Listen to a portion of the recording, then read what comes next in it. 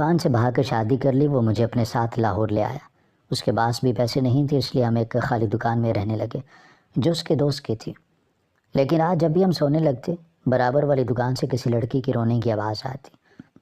میں پوچھتی تو عرفان ڈانٹ دیا کرتا، لیکن اب مجھ سے برداشت نہیں ہوا۔ جب عرفان کے سوتے ہی اس دکان میں جھانکا، لیکن یہ دیکھ کر پیروں تلے سے زمین نکل گئی کہ اندر عرفان محبت کے بغیر گزارا ہو جاتا ہے، پر عزت کے بغیر کبھی گزارا نہیں ہو سکتا۔ میری جیسی لڑکیاں جو ماں باپ کی عزت کو چھوڑ کر محبت کے پیچھے بھاگتی ہیں، وہ چند دن خوش تو رہ سکتی ہیں، پر ساری عمر کے لیے اپنے نصیب میں ذلت لکھوا لیتی ہیں۔ ایک ایسی ذلت جس سے پیچھا وہ کبھی چاہ کر بھی نہیں چھڑوا سکتی۔ میں اپنے فیصلے پر آج بھی پچھتا رہی ہوں۔ سوچتی ہوں کاش مجھے کبھی محبت نہ ہوئی ہوتی، کاش میں کبھی اپنے ماں باپ کے خلاف جا کر اس شخص سے شادی نہ کرتی جو اس قابل بھی نہیں تھا۔ مجھ سے بہت بڑی غلطی ہو چکی تھی، ایک ایسی غلطی جس کا خمیازہ میں آج تک بھگت رہی ہوں۔ میرا نام سائمہ ہے، میرا تعلق خانیوال سے ہے۔ میری بہت خواہش تھی کہ میں پڑھوں، لکھوں اور کسی اچھی جگہ ملازمت کر سکوں۔ مجھے جاب کرنے کا بہت شوق تھا، پر ابا کہتے کہ وہ کسی صورت اپنی بیٹیوں کو باہر کی گرم ہوا نہیں لگنے دیں گے، کبھی مجھے جاب کرنے کی اجازت نہیں دیں گے، اگر کرنی ہے تو شادی کے بعد اپنے سسرال جا کر۔ مجھے یقین تھا کہ ابا میری بات کو کبھی نہیں ٹالیں گے، مجھے اجازت ضرور ملے گی۔ میں بھی اپنے بھائی کا ہاتھ بٹانا چاہتی تھی جو ہمارے لیے دن رات ذلیل ہوتا۔ اس کی شادی کی عمر ہو چکی تھی، پر وہ کہتا کہ اسے ابھی شادی نہیں کرنی، پر میں جانتی تھی کوئی ہے جو بھائی کے انتظار میں ہر رشتے کو ٹھکرا رہی ہے، اور بھائی ہم سب کی وجہ سے چپ ہے۔ بھائی کہتا ہے کہ اس پر ذمہ داریوں کا بوجھ بہت زیادہ ہے، اگر شادی کر لی تو مزید ذمہ داریاں بڑھ جائیں گی اور وہ بیلنس نہیں رکھ پائیں گے۔ دادی کئی بار ابا سے کہہ چکی تھی کہ بیٹا جوان ہو گیا ہے، یہی عمر ہوتی ہے شادی کی، اگر اولاد کی جلدی شادی کر دیں تو میاں بیوی ایک دوسرے کو اچھے سے سمجھ جاتے ہیں، اگر عمر بڑھ گئی تو دونوں کی سوچ کبھی نہیں بدل سکے گی، اور نہ دونوں میں سے کوئی ایک دوسرے کے مطابق ڈھلنے کی کوشش کرے گا۔ تو ابا کہتے کہ ماں جی آپ کی بات صحیح ہے، پر اب وہ وقت نہیں رہا جب بچوں کی جلدی شادی کر دی جاتی تھی۔ اس جلدی کی شادی کے جتنے فائدے ہیں اس سے بڑھ کر کہیں زیادہ نقصان بھی تو ہیں، اور مجھے لگتا ہے کہ ایک لڑکا میچور ہو جاتا ہے، اپنی ذمہ داریوں کو سمجھ آتا ہے، تو وہ اپنی بیوی کو بھی ویسے ڈھال لیتا ہے جیسا وہ چاہتا ہے، کیونکہ تب اس کے اندر برداشت آ چکی ہوتی ہے۔ اور دادی کہتی ہے کہ میری بات کی تو کوئی اہمیت ہی نہیں، ٹھیک ہے جب بوڑھا ہو جائے تب شادی کر دینا۔ اور ہم سب دادی کی یہ بات سن کر ہنس پڑا کرتے تھے۔ دن مہینوں میں اور مہینے سالوں میں بدلتے گئے۔ بھیا کی عمر 30 سال ہونے والی تھی، اور دوسری طرف وہ لڑکی جس کا نام عارفہ تھا، میرا بھائی اور وہ ایک دوسرے کو پسند کرتے تھے، پر ہمارے گھر کا ماحول ایسا تھا، ابا کبھی پسند کی شادی پر راضی نہ ہوتے، اگر ہو بھی جاتے تو کبھی برادری سے باہر شادی نہ کرنے دیتے۔ ابا کہتے کہ ہمارے خاندان میں آج تک کبھی کسی نے برادری سے باہر شادی نہیں کی، ہر انسان کی زبان، رسم و رواج میں فرق ہوتا ہے، اس لیے کبھی بھول کر بھی خاندان سے باہر کسی لڑکی کا نام بھی مت لینا۔ ابا نے بھائی سے کہا کہ انہوں نے فیصلہ کر لیا ہے کہ وہ سائمہ اور تمہاری شادی ایک ساتھ کریں گے۔ ابا نے لڑکا بھی پسند کر لیا تھا۔ بھائی نے کہا کہ ابا آپ کا حکم ماننا مجھ پر فرض ہے، پر میں وٹے سٹے کی شادی پر یقین نہیں رکھتا، مجھے لگتا ہے کہ اس میں دو لوگوں کے ساتھ ساتھ پورے خاندان کی زندگیاں برباد ہو جاتی ہیں، اور یہ ضروری تو نہیں کہ وٹے سٹے کی ہر شادی کامیاب رہے۔ تو ابا نے کہا کہ سیدھے کہہ دو نا کہ تم یہ شادی نہیں کرنا چاہتے، بلکہ اس لڑکی عارفہ کو پسند کرتے ہو جو ہمارے خاندان کی نہیں ہے۔ ابا نے بھائی کی ایک بھی نہ سنی، اور بھائی غصے میں گھر چھوڑ کر چلا گیا۔ گھر میں ایک الگ ٹینشن بن چکی تھی۔ اماں نے بہت کہا ابا سے کہ جوان بیٹا ہے، اگر اس نے کوئی غلط قدم اٹھا لیا تو کیا کریں گے، اور اب وقت بدل چکا ہے، لوگ ذات پات کو نہیں دیکھتے۔ تو ابا نے کہا کہ وقت بدلا ہے میں نہیں، میری سوچ آج بھی وہی ہے، اور مجھے اپنی اولاد کے لیے کیا بہتر لگتا ہے اور کیا نہیں یہ میں اچھے سے جانتا ہوں۔ ابا نے میری منگنی کرنے کا سوچ لیا اور تیاریاں بھی شروع کر دی، پر منگنی سے 2 دن پہلے جہاں رشتہ ہوا تھا ان لوگوں نے بھی کہہ دیا کہ جب ہماری بیٹی کا رشتہ نہیں لیا تو ہم کیوں آپ کی بیٹی کا رشتہ قبول کریں، اور ابا افسردہ بیٹھے تھے۔ میری اماں نے کہا دیکھ لیا اپنوں کا رویہ، آپ کے بیٹے نے اس رشتے سے انکار نہیں کیا تھا، بس وہ وٹے سٹے کی شادی نہیں کرنا چاہتا تھا، آپ نے کبھی اپنے بیٹے کو سمجھنے کی کوشش ہی نہیں کی، ایک بار بھی اسے نہیں پوچھا کہ وہ کیا چاہتا ہے۔ آپ نے اس کی شادی اس کے پسند سے نہیں کرنی، مت کریں، پر ایک بار ایک باپ ہونے کی حیثیت سے اس سے بات تو کریں، اور اسے گھر آنے کا کہیں، ایک ماہ ہونے والا ہے اسے گھر سے چھوڑے ہوئے۔ تو ابا نے کہا کہ ٹھیک ہے میں بات کروں گا، پر ابا کے بات کرنے سے پہلے بھائی نے اپنی پسند کی لڑکی سے نکاح کر لیا اور اسے لے کر گھر آ گئے۔ اس سے پہلے کچھ ٹھیک ہوتا مزید خراب ہو گیا تھا۔ ابا نے بھائی کو دھکا دے کے گھر سے نکال دیا۔ دادی نے آگے بڑھ کر ابا کو روکا تو ابا نے کہا کہ اس اولاد کے لیے میں نے ساری عمر لگا دی، ان کو پڑھایا لکھایا، ان کی اچھی پرورش کی، اور آج دیکھو ایک غیر خاندان کی لڑکی سے نکاح کر کے میرے سامنے کھڑا ہے اور کہہ رہا ہے کہ میں مجبور ہوں۔ بھائی کی آنکھوں میں آنسو تھے۔ بھائی نے کہا کہ ابا ایک بار بات تو سن لیں، عارفہ کے باپ کی اچانک موت ہو گئی تھی اور مرنے سے پہلے ہمارا نکاح کروا دیا۔ آپ بتائیں کہ میں کیا کرتا؟ ایک مرتے شخص کی آخری خواہش کو پورا کرتا یا گھر آ کر آپ سے اجازت لیتا؟ میں عارفہ سے بہت محبت کرتا ہوں، پر اب وہ میرے اس خاندان کی عزت بن چکی ہے، اس لیے اگر آج آپ نے مجھے معاف نہ کیا تو میں زندگی بھر آپ کو اپنی شکل نہیں دکھاؤں گا۔ اور ابا بھائی کو دھکے دینے لگے، کہنے لگے کہ عزت تو چھوڑی نہیں تم نے، اب شکل بھی مت دکھانا۔ ان کے جھگڑے کے درمیان دادی آ گئی۔ ابا جو دھکا بھائی کو دے رہے تھے وہ دادی کے درمیان آ جانے کی وجہ سے انہیں لگا تھا، اور دادی پیچھے کو گری تھیں جس سے دادی کے سر پر چوٹ لگی تھی۔ یہ سب اتنی اچانک ہوا تھا کہ ہم سب بوکھلاہٹ کا شکار ہو گئے تھے۔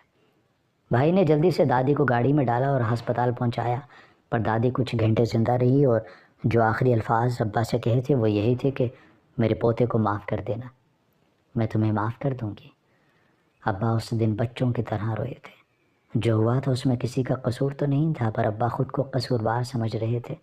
ہم سب نے بہت سمجھایا پر ابا کہتے کہ سب میری وجہ سے ہوا ہے، کاش میں اپنے غصے پر قابو رکھ لیتا، کاش میں اپنے بیٹے کو معاف کر دیتا۔ یہ خاندان، یہ ذات پات کچھ نہیں ہوتے، اصل چیز تو احساس ہوتا ہے۔ اگر اپنوں میں بھی احساس نہ ہو تو غیر ہو جاتے ہیں، اور اگر غیروں میں ہو ہمارے لیے احساس تو خیر بھی اپنے بن جاتے ہیں۔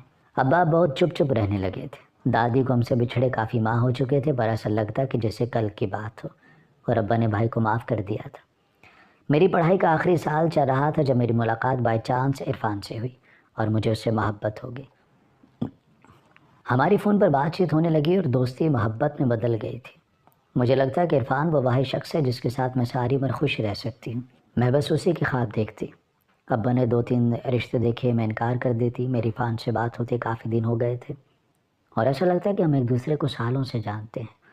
میں نے عرفان کو رشتہ لانے کا کہا تو اس نے انکار کر دیا کہ تمہارے گھر والے نہیں مانیں گے۔ میں نے کہا کہ تم فکر مت کرو، جب ابا بھائی کے رشتے کے لیے مان سکتے ہیں تو میرے رشتے کے لیے کیوں نہیں؟ آخر میں بھی تو انہیں کی بیٹی ہوں۔ ویسے بھی ابا دادی کی وفات کے بعد بہت بدل چکے ہیں۔ عرفان سے بات کرتے جیسے ہی میں نے پیچھے مڑ کر دیکھا تو اماں کھڑی تھی، اور اماں نے موبائل ہاتھ سے چھین کر توڑ دیا اور میرے منہ پر زوردار تھپڑ مارا تھا۔ اماں نے کہا کہ تمہارے بھائی نے جو کیا تمہارا باپ معاف کر چکا ہے، پر اگر تم نے اب کچھ غلط کیا تو یاد رکھنا تمہارا باپ تمہیں زندہ دفنا دے گا۔ کیا تم اب کسی کا سر لینا چاہتی ہو؟ اس گھر سے ایک اور جنازہ نکالنا چاہتی ہو؟ بس کر، میں تیرے آگے ہاتھ جوڑتی ہوں۔ اور میں نے اپنی ماں کے پاؤں پکڑ لیے تھے۔ اماں سے کہا کہ میں بہت محبت کرتی ہوں عرفان سے، اگر وہ مجھے نہ ملا تو میں مر جاؤں گی۔ اور اماں نے کہا کہ کتنا جانتی ہو اس شخص کو جو اپنے باپ کی 22 سال کی محبت کو ٹھکرا کر تم اس شخص کا نام لے رہی ہو کہ اس کے بغیر تم نہیں رہ سکتی؟ اگر تم اپنے باپ کی ہماری وفادار نہیں ہو سکتی، ہماری محبت کو نہیں سمجھ سکتی، تو کبھی اس شخص کے ساتھ بھی وفا نہیں کر سکتی، بلکہ وہ لڑکا تمہارے ساتھ وفا نہیں کرے گا، یہ بات یاد رکھنا۔ اور اماں کمرے سے چلی گئی۔ مجھے عرفان کے بغیر جینا بہت مشکل لگ رہا تھا۔ مجھے ایسا لگتا اگر وہ مجھے نہ ملا تو میں مر جاؤں گی۔ اور اماں نے ابا سے کہہ کر اپنے بھائی کے بیٹے سے میرا رشتہ طے کر دیا اور منگنی کے بجائے نکاح رکھ دیا گیا تھا۔ میں اماں کی منتیں کرتی، ان سے کہتی کہ ایسا مت کریں، پر اماں کہتی کہ میں تمہاری ماں ہوں، مجھے پتہ ہے تمہارے لیے کیا صحیح اور کیا غلط ہے، پر اگر تم نے کچھ غلط کرنے کی کوشش کی تو یاد رکھنا میں تمہیں کبھی معاف نہیں کروں گی۔ پر تب مجھے صرف اپنی محبت نظر آ رہی تھی۔ میں کسی بھی طرح عرفان سے رابطہ کیا اور اپنے گھر والوں کی پرواہ کیے بغیر میں نے عرفان سے بھاگ کر شادی کر لی۔ وہ مجھے اپنے ساتھ لاہور لے آیا اور میں نے اس سے کہا کہ تم تو کہتے تھے کہ تمہارا اپنا گھر ہے، کاروبار ہے۔ تو عرفان نے کہا کہ جس طرح ہم نے اچانک بھاگ کے شادی کی ہے نا، تمہیں کیا لگتا ہے کہ میرے گھر والے ہمیں قبول کر لیں گے؟ ہمیں کچھ دن ایسے ہی دھکے کھانے ہوں گے، اور عرفان کے پاس بھی پیسے نہیں تھے، اس لیے ہم ایک خالی دکان میں رہنے لگے جو اس کے دوست کی تھی۔ لیکن رات جب بھی ہم سونے لگتے برابر والی دکان سے کسی لڑکی کی رونے کی آواز آتی۔ میں پوچھتی تو عرفان ڈانٹ دیا کرتا، لیکن اب مجھ سے برداشت نہیں ہوا۔ جب عرفان کے سوتے ہی اس دکان میں جھانکا، لیکن یہ دیکھ کر پیروں تلے سے زمین نکل گئی کہ اندر عرفان ان لڑکیوں کو مار رہا تھا اور گالیاں دے رہا تھا، اور ایک لڑکی سے کہہ رہا تھا کہ تم نے بھاگنے کی ہمت بھی کیسے کی؟ اور جب مجھے دیکھا تو عرفان کا رنگ اڑ گیا، کہنے لگا کہ تم یہاں کیا لینے آئی ہے، جاؤ یہاں سے۔ میں نے کہا کہ تم تو سو گئے تھے، پھر اس جگہ کیا کر رہے ہو، اور یہ لڑکیاں کون ہیں؟ تو عرفان نے کہا کہ ابھی میرے پاس وقت نہیں ہے تمہارے فضول سوالوں کا جواب دینے کا، اور مجھے بازو سے پکڑ کے واپس لے آیا۔ اور جب میں بیڈ سے چادر ہٹا کر دیکھی تو وہاں تکیے رکھ کے چادر دی ہوئی تھی، یعنی وہ مجھے دھوکہ دیتا رہا، اور میرا شوہر کرسی پر بیٹھا مجھے گھور رہا تھا۔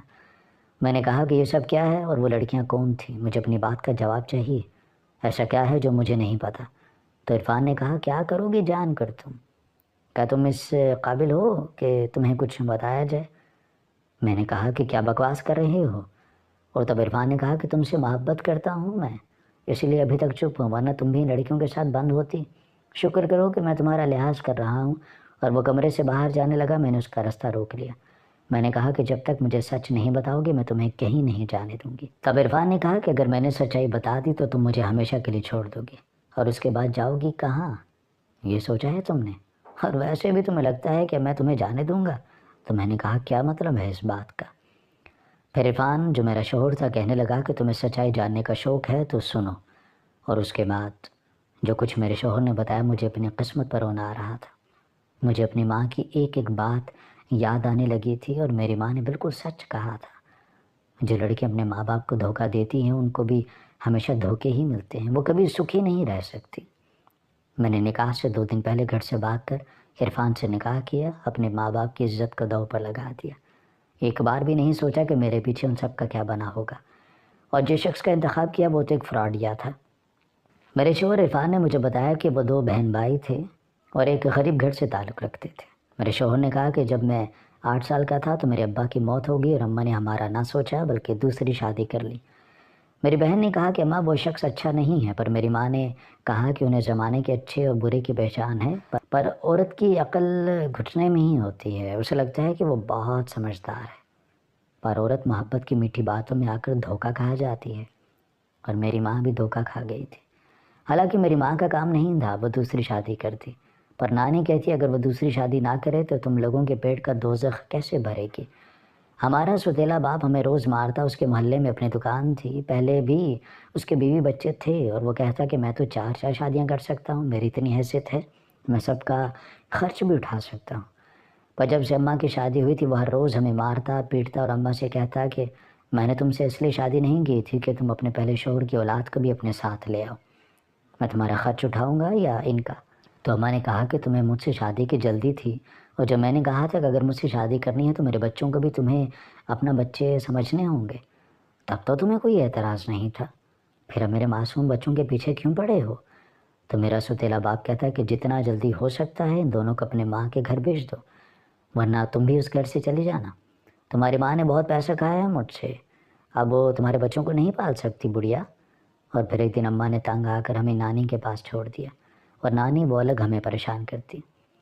میں اپنی بہن سے چھوٹا تھا، اس سے کہتا کہ آپ ہی کیا ہم ساری عمر ایسے ہی دھکے کھاتے رہیں گے؟ آپ نے دیکھا نہیں اماں نے مجھے بھی اپنے پاس نہیں رکھا، اور اس 2 ٹکے کے شخص کی خاطر؟